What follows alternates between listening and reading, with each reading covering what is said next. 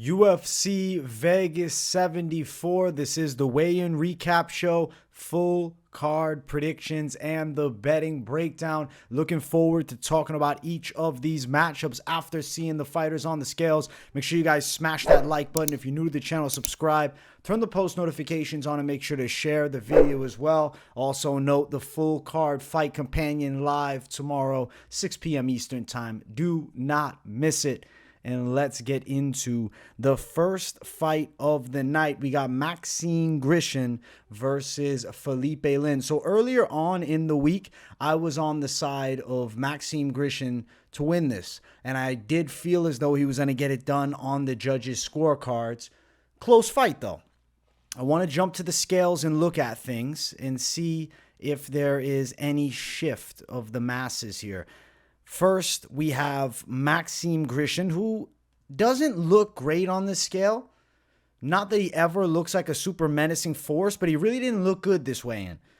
And then I have Lins, who, in my opinion, is in top-tier shape. Seems like he's believing he's on his way to be a contender. He's jacked, he's shredded, and I think he's a problem in this fight. I know I was on Grishin pre-weigh-ins, but you guys know, after weigh-ins, sometimes things change. Looking at the body language, I don't know. I feel like Grishin's a guy who's a sitting duck to be laid out in this fight. I'm going to go Philipe Lins. I'm going out on a whim, and I'm saying that Philipe Lins going to chin him, which is not an easy task because Grishin's not a guy that is commonly finished and hasn't been knocked out in the octagon yet.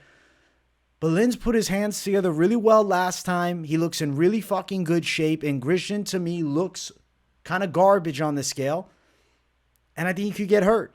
I'm doing a pick flip in this one. We're going the other way. We're going Lins to get it done. I just have a feeling. As soon as I saw the weigh-ins, I said, damn, I think I got to flip towards Lins, and we're doing it. We're taking the risk. We're flipping Lins. As far as the betting lines, Philipe Lins is sitting at plus money, around plus 109, plus 110. This tag originally for Lins was opened even money, but fucking plus 155 at one point. And now it's at plus 109. You're still getting the plus side at the very least here. I think I'm going to throw a little something down on Lins to start the night off with the dog. I like the body language at the weigh-ins. I feel like he looked damn confident, but also the frame looked fucking incredible. And I'm taking that as a factor. Lins to win by KO is plus 375. Very hard task to knock out Grishin, but I could see it. Lins could also go out there and end up winning a decision. He hits harder than Grishin. My concern is Grishin controlling from the outside, but I think Lins is going to be bringing some bullying pressure and closing that gap and landing heavy punches. So give me the flip of the pick. I'm going Lins by knockout. Best bet on that one is money line, not just trying to chase the KO prop for value. I think the money line side is the A side, in my opinion. So we're going Lins upset to start it off with a pick flip to start the show off immediately here. Next fight on the card, we got Luan Lacerda and Blackshear. The early predictions, I was going Lacerda. I was going Blackshear. Then the official predictions, I spent more time on it, ended up going the Lacerda way. I like the team he's out of. I like that he's at the UFC PI, sparring with Cody No Love. He should be able to out-grapple Blackshear here. So my pick has been Luan Lacerda to win the fight. We'll bring up the scales and check things out. I'll tell you, Blackshear is in shape. This is not a guy coming to fucking lose. There's Lacerda, kind of looks drained out from far away, and then Blackshear just looking jacked. You see Blackshear is a bit taller. Listen, I don't hate the body language from Blackshear. I think that he's going to be throwing hard shots. It's more about, will Lacerda be able to land any takedowns? And if they go to the ground, even if he's pulling guard, will he be able to get dominant position? He's got a good bottom game, but I don't want to see MMA fighters using bottom game for the most part. Very rare circumstances. You see these guys who are very good off their back in jiu-jitsu. They get into MMA, they're fighting, they're winning against scrub level. And in 2023 MMA, as soon as you fight somebody decent, they're going to whoop you. So I think Lacerda can win a hard-fought and gritty decision. It's not an easy fight against Blackshear, but when you look at Blackshear's history of slightly stepping the competition up, slightly fighting guys that are well-rounded, a little bit grappling edge over him. Blackshear is a Brazilian Jiu-Jitsu black belt. He tends to lose. So I'm going to go the side of Luan Lacerda still to win a decision. There's no pick flip-flop back for Blackshear. But I acknowledge that Lacerda's in a fight. As far as betting lines, it's close money enough, and for good reason. It is a competitive fight. Minus 148, Lacerda, Blackshear plus 128. Note that Blackshear never finished as a professional fighter, and for Lacerda, he was submitted one time way back. I want to see when this was. Yeah, this is in 2014, almost a decade ago for Lacerda, and he's known as a very good grappler. I feel like there's a good chance this fight goes longer. Over 2.5 sits at minus 185. I still don't really like the play. I'm not really craving a money line Lacerda attack. I think it's risky, though I feel as though he's going to end up winning the fight. Lacerda wins by decision, plus 230. I mean, probably Lacerda on the scorecards. Fight probably goes the distance here. But is it really worth trying to attack, goes distance, minus 155? Maybe. I mean, I do have a good hunch that these guys are going long. Minus 155 is an okay tag, especially if you could parlay that up. Maybe on that one. Not one of my favorite bets in this Lacerda Blackshear fight, but you guys know I like to try to give you a possible bet for every fight that we're going through, whether it's, props, over unders, or money lines. For this one, I'm not loving the Lacerda money line side, though I do think he wins. Fight goes distance is interesting at minus 155, but ultimately, it's not a high confidence pick. Lacerda to win the fight, decision. Next fight on the card, we got Jinh Frey versus Elise Reed. I've been picking Elise Reed all week long in this fight, and for good reason. I think that she can outstrike Frey at this point of Frey's career. Though Frey's got decent Muay Thai, I think Reed's going to have better combos and is going to be faster with her kicks. On the ground, Reed has an edge. And she's also 30 in her prime. And at 38, I don't think Frey's in her prime. So the pick here has been Elise Reed. Will pull up the scales and check things out. We got Jinh Frey, who actually looks very good on the scale. Great shape there. Elise Reed looks decent, confident, cold. I mean, Jinh Frey is always going to beat Elise Reed in a bodybuilding competition. As far as the fight, I think it's going how I've been seeing it. Hard fought, Elise Reed, decision win, beating the older girl and getting her hand raised. I think Elise Reed, decision. Close money fight. Around minus 127 for Elise Reed and Jinh Frey at plus 107. Over 2.5 seems pretty fucking likely here. Around minus 260 for that over 2.5. I think they're going over 2.5 rounds. Reed wins by decision, plus 165. Over 2.5 could be a parlay piece. I think Reed wins it on the scorecards. But money lines, not my favorite here. Though the pick is Reed. And I do feel like she's going to win a decision. So, I mean, there's props there. If you're super confident on it, maybe you're throwing down on it. But women's fight, iffy level, better option is probably staying off. Next fight on the card, we got Jamie Mullarkey versus Muhammad Naimov. I've been picking Jamie Mullarkey. This is a short notice replacement bout. Originally, Mullarkey was supposed to be fighting on the main card against Garam Kutateladze, and I was stoked for Garam's comeback fight. Now Mullarkey fights someone who's a tough prospect coming into the UFC, a former Contender Series guy. Win streak for himself, though not necessarily the same level of competition, right? 4-3, 10-3, 5-6, and split decision. Don't mix it up. 10-3 split decision win for Naimov, and he's normally a 45er, fights down a weight class, and now you're up a weight class taking on Jamie Mullarkey, who's good at beating these prospects who are just a level below UFC caliber. Also add in the fact that Naimov is a smaller guy. Yes, it's the OV at the end. If you know the channel, you know I like picking the OV, meaning the last two letters of their last name end in OV. But Naimov is a Taekwondo champion, not a Sambo champion. He's going to be forced to strike with Mullarkey. I think Mullarkey's dangerous with his hands and his kicks. He's got good pressure, a good gas tank. He's a dangerous fighter. I'm going to go Mullarkey to win. And I think there's a chance Mullarkey TKOs a short notice Naimov. Though, if it goes all three, Mullarkey wins it on the cards, there's no surprise for me. As far as the face-offs, let's check the scale out and let's see. Does Naimov look good? He's in shape. For a guy on short notice, I mean, little fat around the side, bro. But, like, you know, a lot of guys are never shredded. I just feel like Naimov normally is going to be leaner than that. He's a 45er. Makes sense. Mullarkey looking like Mullarkey does. And then there's the face-off. I mean, I respect the look for Naimov with the hat. I think Mullarkey's dangerous. Jamie Mullarkey should win. But I just never love him at face-offs because, you know, he's got a slightly better frame than Nate Diaz. But he's kind of got the, you know, South Jersey Strangler face. As far as the lines, they're hideous, bro. Ugly. Chill on this fight. Minus 400, Mullarkey. He's not a minus 400. He's not. Minus 250, fine. It was bigger. It was like minus 590 when it first came. Let's see what it opened as. Opened actually at, what? Minus 550 it opened up at? Damn. So Mullarkey is really expected to win this fight. And I think he's going to win. But at minus 400, there's no money line attack. Could be a parlay extension for a longer shot parlay. Over-unders here. I mean, the under 2.5 is minus 155, and that's because Naimov comes in on short notice. But looking at Naimov's losses, I mean, never been finished for, you know, realistically, though, he hasn't fought a Jamie Mullarkey level fighter.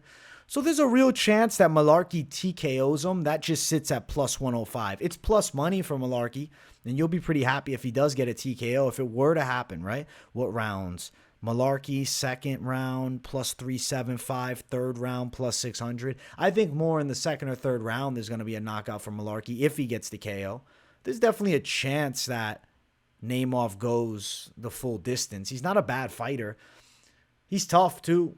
He's just a little undersized. He's coming in on real short notice. Mullarkey's expected to beat him up here. And I'm going to say that he's going to beat him up, but it's a super wide betting line. Mullarkey for the dominant win. Next fight on the card, we got John Castañeda versus Muin Gafurov. Listen, we got an OV in this one. Give me Gafurov for the victory. I've been riding Gafurov since this fight got announced. I think that the Sambo grappling background is a big edge over Castañeda. Even though Castañeda can wrestle a bit, it's not top tier. I think that Gafurov's going to outposition the hell out of him when they clinch up, when they go to the floor. When you look at the striking, I think Castañeda's got some decent boxing and kicks, but Gafurov is a little bit unpredictable, and I think to his advantage here, and he'll open up, make you defend, and then he's shooting. And he also got a weird spinning kick, body shot knockout last fight. So it shows he does have some precise timing on his stand-up. He definitely can strike. Gafurov's a little bit loopy with his shots. He throws wide punches, but with the intention of forcing you to cover up, and then he's going to get at the legs. Expect Gafurov to wrestle. Expect Gafurov to succeed in the grappling positions. So I'm going Gafurov for a unanimous decision win over Castañeda. Could get a finish, though. I'd be pretty badass. Gafurov looks like non-threatening at weigh-ins. And then John Castañeda, he's got a cool mustache. He's got the scar on the brow. He looks like he's fighting someone from, the OV land. And it's not likely for victory. He's going to take the L. We're going for Gafurov. I'm going to say decision. I mean, Castañeda is not an easy guy to face off against. He's a tough dude. He's got some decent wins. But Gafurov, stylistically, I think is a bad matchup for him. So give me Muin Gafurov as the underdog. You got plus money, baby. Plus 113.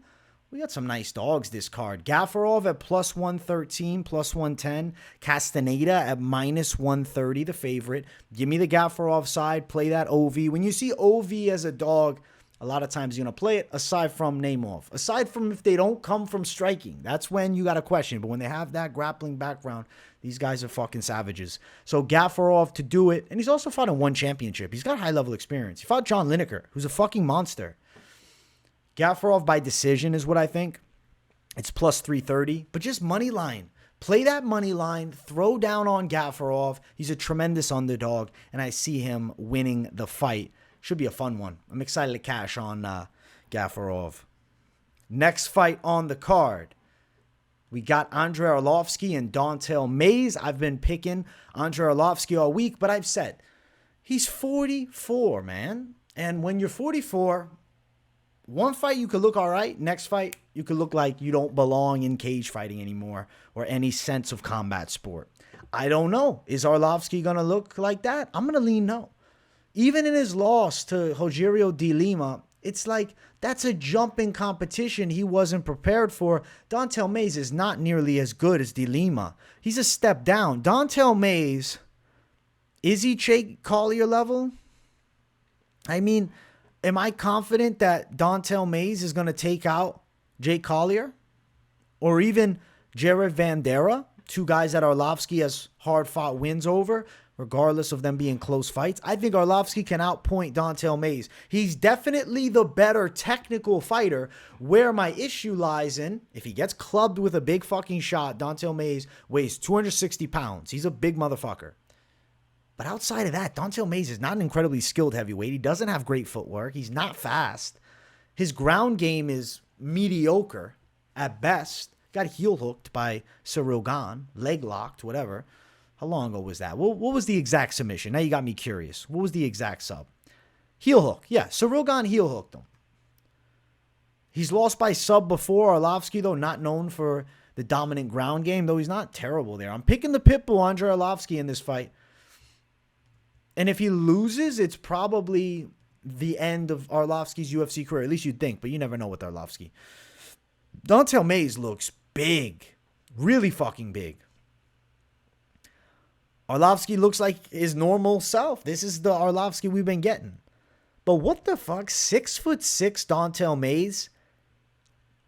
He looks maybe 6'4".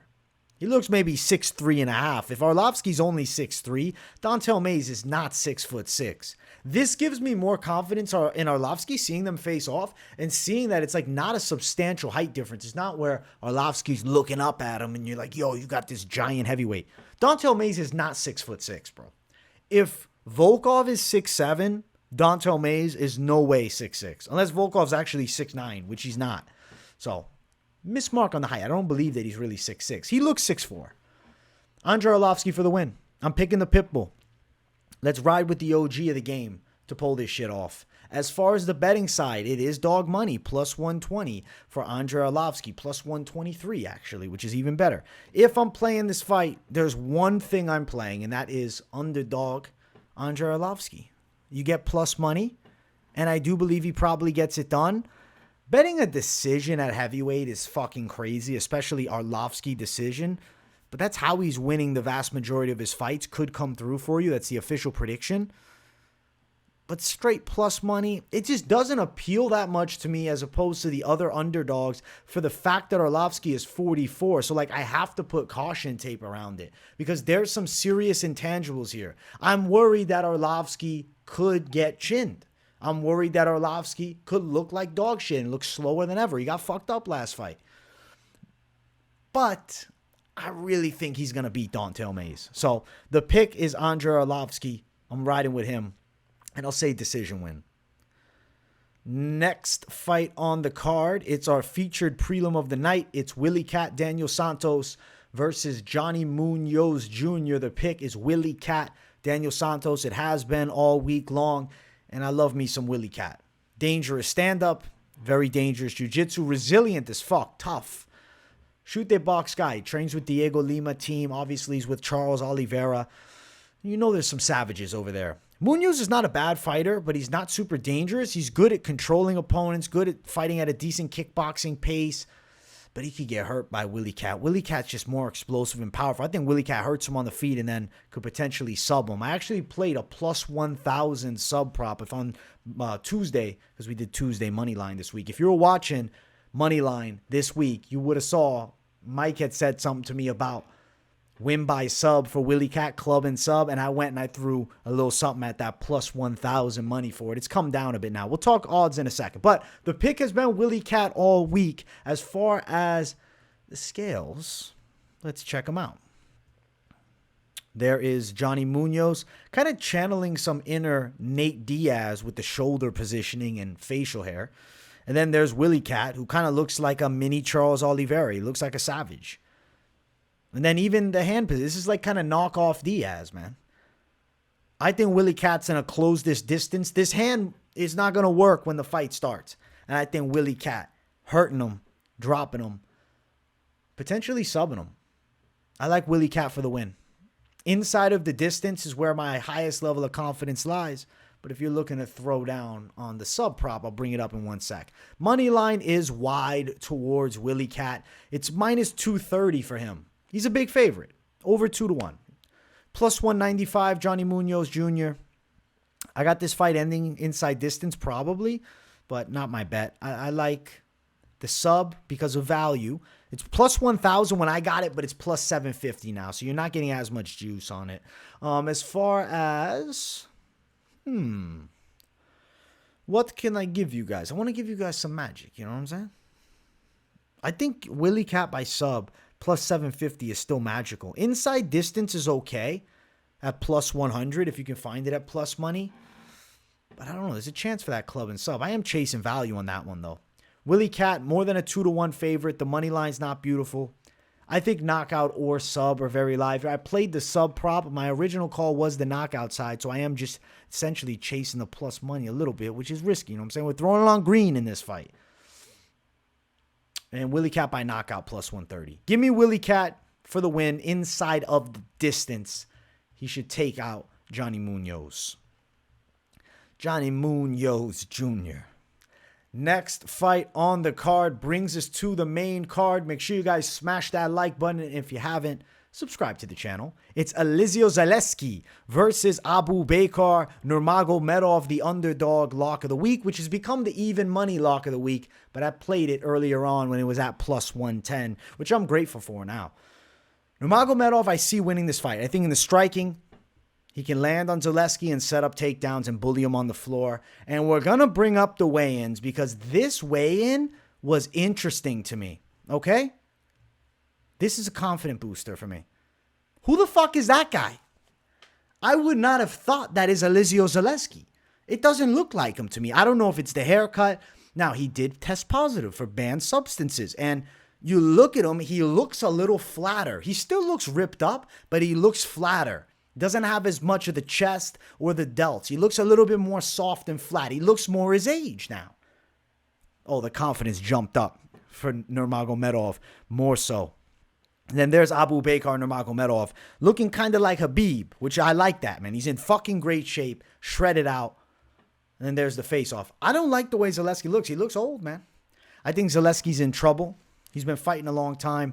And it's Abu's time. Abu Bakar Nurmagomedov. I think there's a chance that maybe he ends up fucking TKOing him with ground and pound because Zaleski, is off the substances and is, falling. But either way, the money line side is the A side. Lock, Abu Bakar Nurmagomedov. And thank you for boosting my confidence weigh-ins. Holy shit. Yeah, he's growing. Every second he's growing as very. Look. The line opened at plus 119, so I didn't even get the greatest value. At plus 119 it opened, right? Now he's minus 123. And now you see the weigh-ins. Don't be surprised if it's minus 135 tomorrow. Because I really think people are going to be betting Abu Bakar because Zaleski looked rough on the scales. Zaleski's plus money as a dog. I'm going with Nurmagomedov for the win. I don't really even give a fuck about method of victory. Just how bad just how bad that Zaleski looked. I almost want to play a plus 600 inside distance just because I feel like there's a chance that Zaleski just gets finished off. But he's generally pretty fucking tough. And he looked good against Saint Denis. He fucked Saint Denis up for 3 rounds with that ref. That ref let Saint Denis die out there last time for Zaleski. But that was on the substances. The props I don't give a shit. Money line. Money line. A side is money line. Okay? The A side is money line. Win by decision. The official pick, plus 120 win by decision. Is shit. There's no value on it. Nurmagomedov's not expected to finish because him winning by sub is plus 1,800. KO plus 800. But inside distance plus 600 is crazy plus money too. Ultimately, the money line is going to be your best friend. Abu Bakar Nurmagomedov is the lock, and he's getting me more confident because Zaleski comes in looking kind of like dog shit.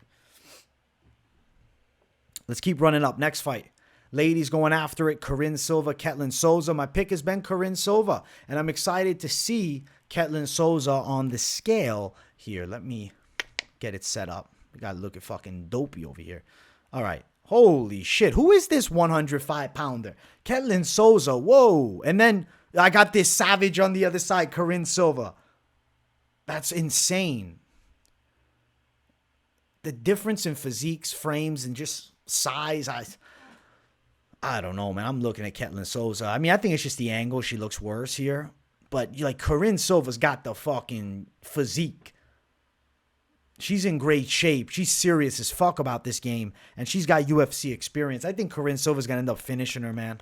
I think Karine Silva fucks her up. This should be one-way traffic. I was thinking decision. I'm leaning finish after these weigh-ins, man. I think Karine Silva's bringing the fire to her. She's going to hurt her on the feet and beat her up on the ground. She might sub her. She might knock her out. What was Karine Silva's last 3 wins? She got a sub. We got a high chance of sub. Last 5. Bro, give me sub. Give me sub. Give me sub. I think Karine Silva could hurt her striking, but on the ground, she's going to fucking strangle her. Silva's minus 190. It's actually not a bad tag. It's actually come down. Minus 187. Who's betting Ketlen Souza? Let's see. Silva wins by inside distance, plus 100. Silva by sub is plus 185. I think there's a fair shot she could lock up a sub. How many times has Ketlen been subbed? She's got 1 sub loss. How long ago was this? We got 2 KOs, 1 sub, so she hasn't been finished. Who was the girl that subbed there? Carnelossi finished her off. That's a weird loss to a 1-3-1 fighter. That's just one of those weird moments. Who knows? I think that Karine Silva is going to dominate the fight. Give me Karine Silva for the finish. And I'm thinking probably her locking up a sub. Minus 190 is playable. More in a parlay, though. It's a women's fight, but I do think Karine Silva should be pretty dominant. I'd be surprised as fuck to see it go the other way. Next fight on the card, we got flyweights going after it. Tim Elliott versus Victor Altamirano. I've been picking Tim Elliott all week. I think he's a stylistic nightmare for Altamirano, and I'm excited to see these two face off. So let's bring up the scales. Let's check this shit out. Altamirano, good shape, looks young and confident. Tim Elliott looks like his normal savage self with the mullet. And then we got a respectable face off. Nothing crazy. I think that the veteran savvy Tim Elliott uses those tricks, controls in the clinch, lands takedowns, brings a lot of pressure, finds punches, and he takes a unanimous decision over the tough Victor Altamirano. So give me Tim Elliott. The pick's not changing here. I threw a little something down on Elliott last week, but the line is spread now. He's minus 185, originally opened up at minus 150, which I believe I played it at minus 150. Still can find it at minus 170, though. It's not terrible. Elliott should win the fight. I think he's getting it done on the scorecards. Tim Elliott wins by a decision. The prop, minus 120 to the plus 105 range. I think it's going to cash there, but not, crazy plus money. Ultimately, though, the win, pick Tim Elliott to get it done. I think he beats Altamirano on the scorecards. I think it's a fairly one-sided fight. Let's get to the next one, which is the featured bout of the night. It's Jim Miller versus Jesse Butler. The pick is Jim Miller. Jesse Butler's got dangerous grappling, but I don't think it's enough for Jim Miller, especially coming in on short notice, especially as a former 45er. I mean, you look, he's got some wins, right? He's beating okay guys. He's fighting. This guy's a fighter. Jesse Butler's not coming here to lose, but when Jim Miller takes on he takes on prospects as a veteran, he's fucking these dudes up. He's getting knockouts. I mean, don't forget when he fucking destroyed Nicholas Mota. Got a win over Gonzalez knockout. Cowboy Cerrone, obviously, were very washed at the time they fought. Jesse Butler's dangerous coming in on short notice, but I just don't think he's going to have the strength to deal with Miller on the ground, and I think on the feet, Miller's going to touch him up. I think there's a chance Miller might sub him. He might win by sub or KO. Let's see. What is Butler's losses, right? 3 decision losses and 1 KO. Let's see when this KO was. Way back. Brandon Shavers knocked him out in the first round years ago. There's a chance Jim Miller actually finishes him with the hands, though. As far as the scales, though, let's see how Jesse Butler looked in person. There is Jesse Butler. He looks in good shape. He's got a mustache. He's got crazy eyes. Jim Miller, he's been here a million times, bro. He's been doing this forever. Yeah, I think Jim Miller's going to chin him. He might sub him, too. But he might hurt him with a punch and then sub him. I think Jim Miller's going to put on a show. I'm riding the Jim Miller show for the win, guys. Not picking against him. No way. Not in this fight, man.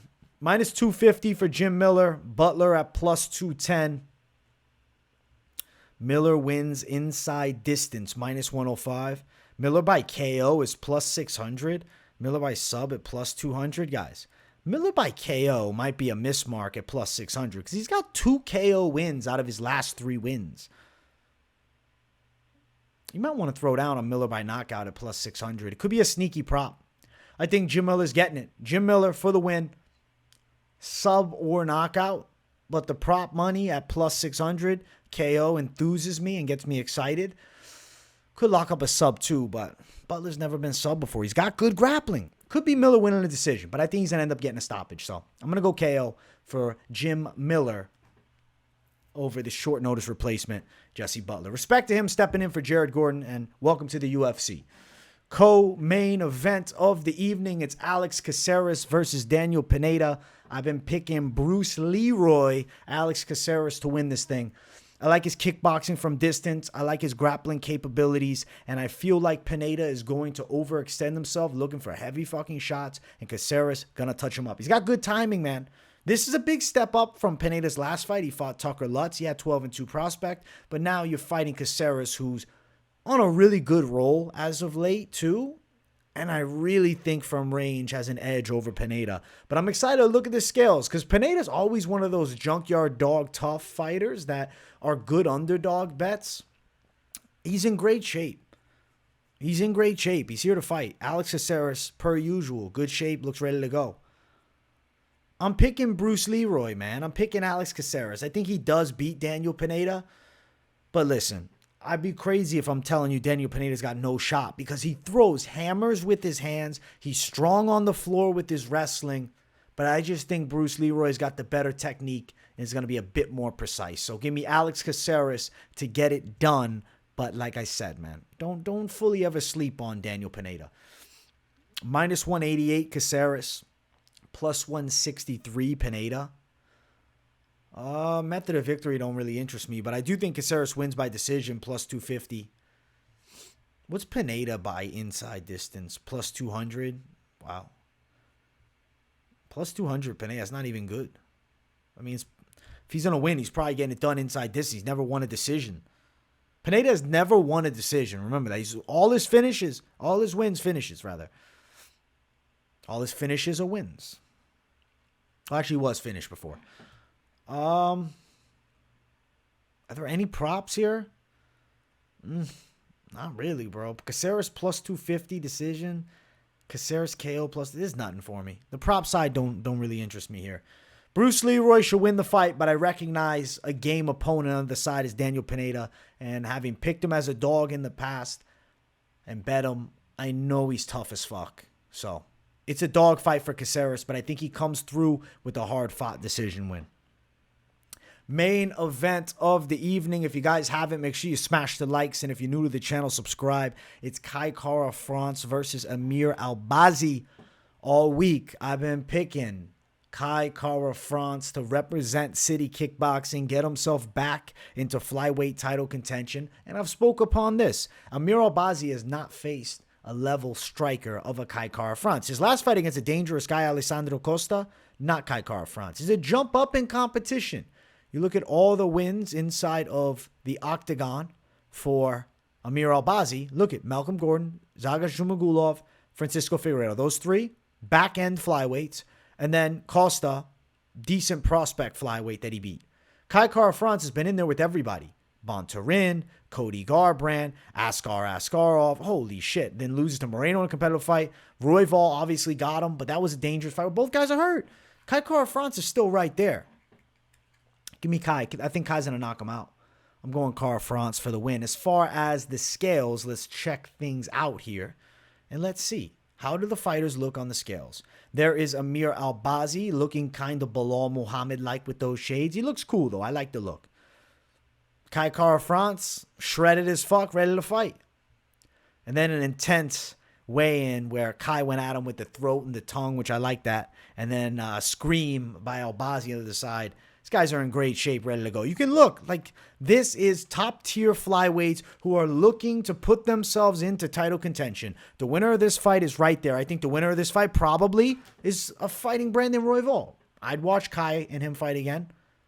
And I definitely would watch him and Albazi fight again, or rather, again, fight, period, if Albazi gets through Kai Kara-France. So we got a dog fight right here between these two savages. Love the fight. I'm picking Kai Kara-France to actually chin Amir Albazi in the later rounds. 3 or 4, Kai Kara-France knocks him out. We're going with City Kickboxing. As far as the odds, it's close. Kai slight dog, -105. Albazi, -115 is the favorite, but you can find the lines flipped depending where you're betting at. As far as prop betting it,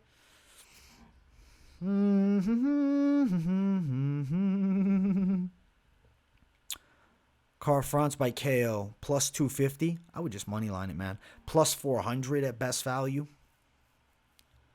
This is the main event, and it's a super competitive fight. If I'm throwing down a bet on this one, it's going to be a live bet after I've seen all my other bets come through and we've had the whole card take place.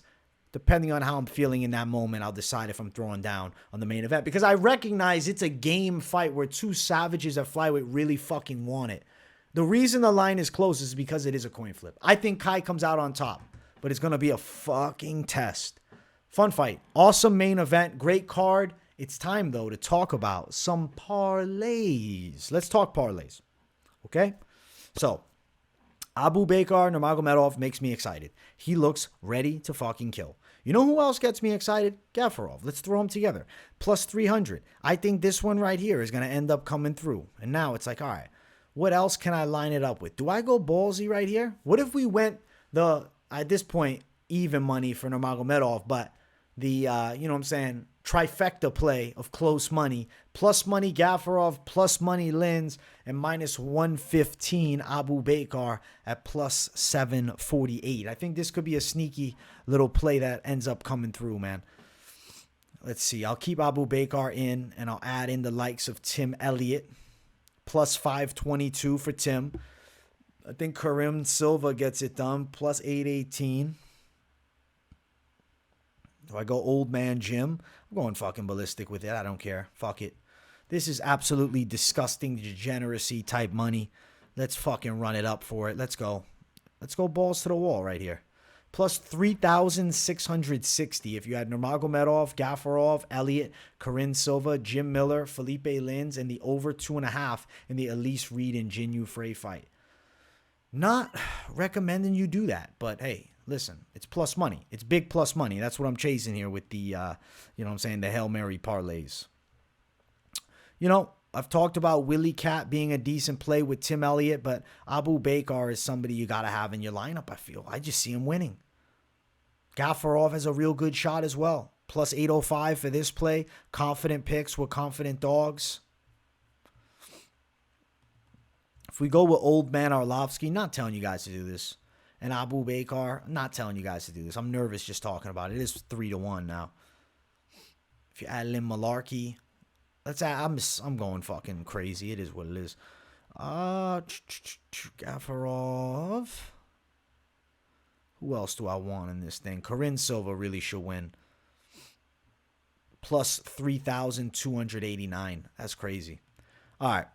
This one, I'm going to go safety. Safety, but a fair amount of fighters. So I'm going to throw Abu Bakar, Karin Silva, +180 for this one right here. I think there's a real good shot it comes through. I'm also going to throw Jim Miller in, +295 for these three. Very solid play. I do like Tim Elliott, as you guys know, +520 if you added Elliott. Adding in more than this, now we're going ballsy. This is not as much on the safety side. This is chaos. This is absolute savage chaos. Controlled chaos? Not really. +2,600. You get the ideas of the parts. 2-3 fighters max for likelihood of success. When we start talking about these Hail Mary ideas, they're fucking Hail Marys, right? So if you want the most confident female pick, we'll go Karin Silva. We got Abu Bakar to win it. Confident pick too.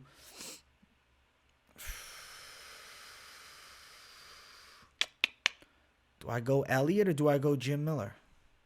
I'll go old man Jim. Plus 289 for these three. I think this is a decent little play right here. And then if you wanted a dog side, you add in Gafurov. I think this one could cash. And if you don't want to play Jim Miller, you could just ride with these two at nearly plus 500. These three, rather. Good ways to play it. Intelligence over everything with the parlays. Unless you want to just throw a couple bucks at these Hail Marys. Much love to the people watching. I hope you enjoyed another weigh-in recap show. Like I said, I'll be live tomorrow for the whole card, so tune in to the Fight Companion. Much love to everybody watching. I appreciate you all. Smash the likes. If you're new to the channel, subscribe. Definitely let me know what you think of the picks in the comments down below. And throw me some of your favorite bets on the card. I'm curious what you guys are thinking post weigh-ins. Much love, people. Thank you all for watching. And I will see you all in the next one. Peace, everyone.